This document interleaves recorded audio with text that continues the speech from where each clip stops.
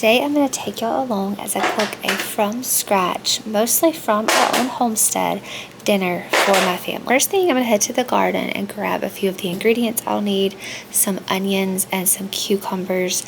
I just love summertime produce and getting creative in how I use it in the kitchen. It's just so rewarding to walk into your backyard and pull ingredients to put together a meal for your family. So our protein dish for tonight is going to be fried pork chop.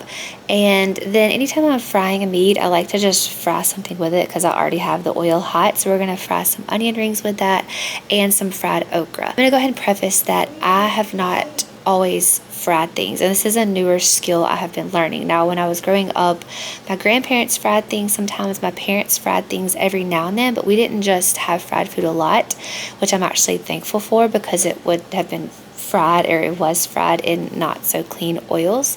I'll talk about what I fry my food in just a minute, but this is not a skill that I've had, so it's kind of a learned skill in battering and getting your oil the right temperature, but it is a meal that my husband absolutely loves. This will be his preferred Sunday lunch meal, something like this with fried okra, a fried meat, either pork chops, fried steak, hamburger steak, anything fried. Like, we're in the South, so that is just kind of a commonality that most people enjoy. I didn't particularly love fried food growing up, but now that I've learned to fry it in higher quality oils and learn to do it at home, I actually really do enjoy fried food occasionally, but it's not something I don't fry something every week. It's every few weeks. But when we have garden veggies, it's just something he really enjoys. So this is a Wednesday. I'm not cooking this on a Sunday after church because Sunday after church is kind of rushed and getting dinner on the table and getting some children down for naps. So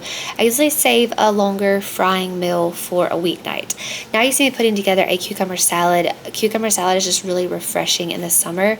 So all this is cucumbers, finely sliced onions, tomatoes, and then a dressing. I would prefer to use yogurt here instead of the sour cream, store-bought sour cream, but we are very low on milk. Our cow is just about to calve, so we are not in milk yet, so we're still having to buy our milk, so we're kind of having to ration it, so I haven't been able to make yogurt. But this is just some mayonnaise that was left in that jar, some sour cream, yogurt is a little better in my opinion, some vinegar, salt, pepper, and garlic powder, and that is the dressing for our cucumber salad.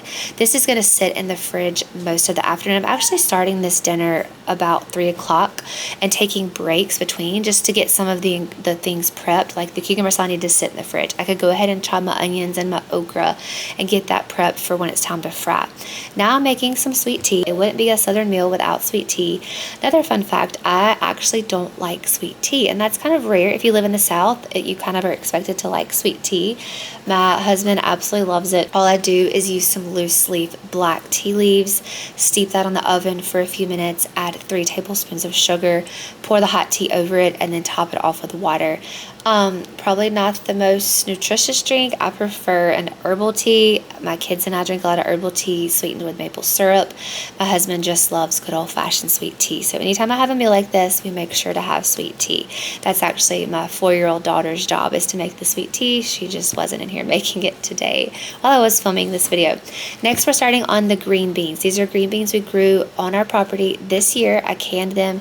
We just pulled them out, and I'm adding a little bit of bacon. This is some bacon we got from a butcher last year from our pig we raised on our farm, but I don't really like how it cooks. It's from a coon pig, and they don't have the best bacon, if you've never learned that. They have wonderful lard, they have wonderful like sausage and ground meats. You can get some good pork chops from them. We're going to be having pork chops from them in this meal.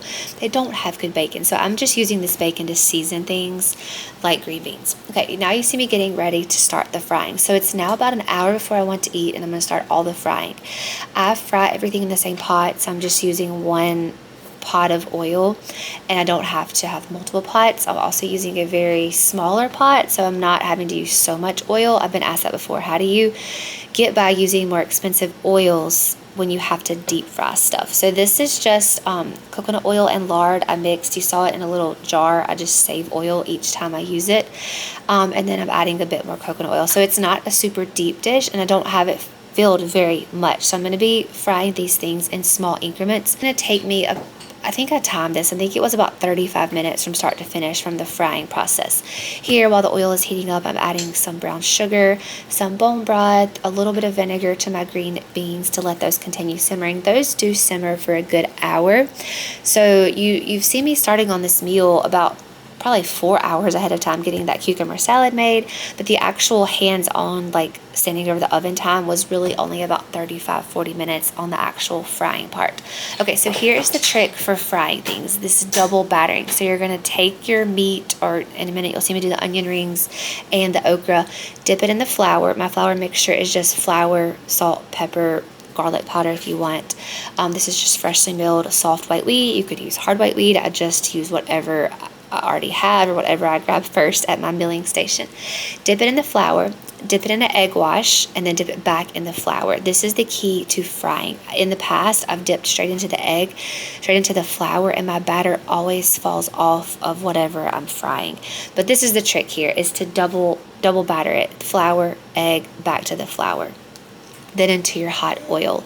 Like I said, my frying choices are lard, coconut oil, or tallow. When we have lard, I use that because it's raised on our farm, so it's more economical.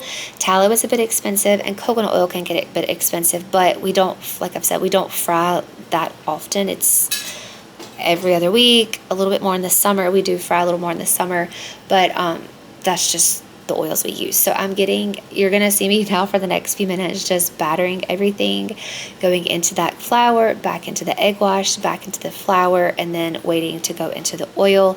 I'm frying all of the pork chops first, then I'll move on to the two side dishes, the okra and the onion rings. While all this is cooking, the green beans are going, so everything is kind of going at once. This is another thing that took me a while to learn, is trying to get everything ready at the same time. So towards the end of this, I will have to put the already fried foods into my oven on about 200 degrees just to keep them warm until the rest of the meal is ready.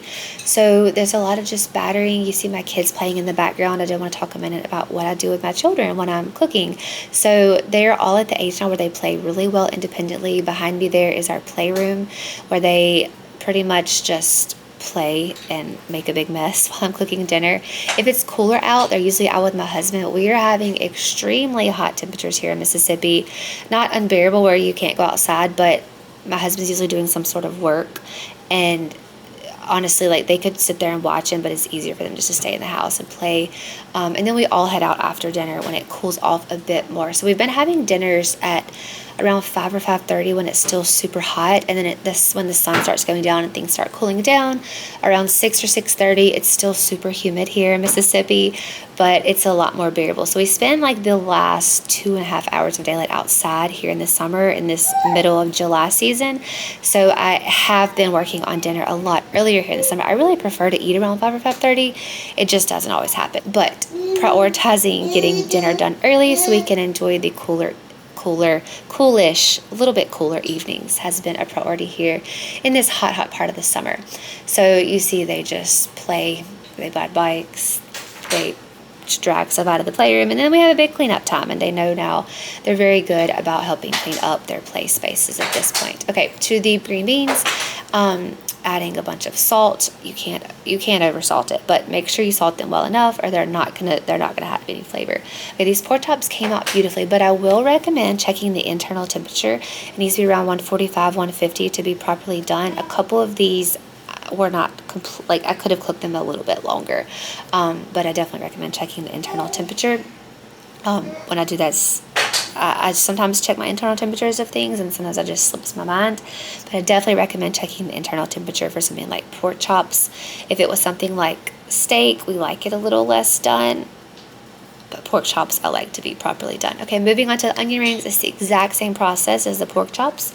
Into the flour, into the egg, into the flour, into the oil. What kind of southern summer dinner would it be without a fresh tomato? We are just starting to get fresh tomatoes in. I'm making lots of tomato sauce. I'm making some fermented salsas. We're eating them fresh like this with dinner. We're eating them on tomato sandwiches with bacon, homemade mayonnaise. We just love tomato season. are using every bit of the tomatoes that are coming in. Here's where I'm adding the hot fried food to my very low temperature oven to keep things warm while I finish up the last bit of frying the onion rings and the okra. Now, okra has been a bit tricky for me in battering, getting the perfect batter for them. So sometimes I don't batter them enough, sometimes I batter them too much. There's like a fine line, and I'm still working on mastering that, but nonetheless, the fried okra is always delicious. I don't know if that's a normal thing for other parts of the country, fried okra. Some people put them in their vegetables, like cook them, boil them, but fried okra is a thing here in the South, and it's really good. Once everything was ready, we're plating it up.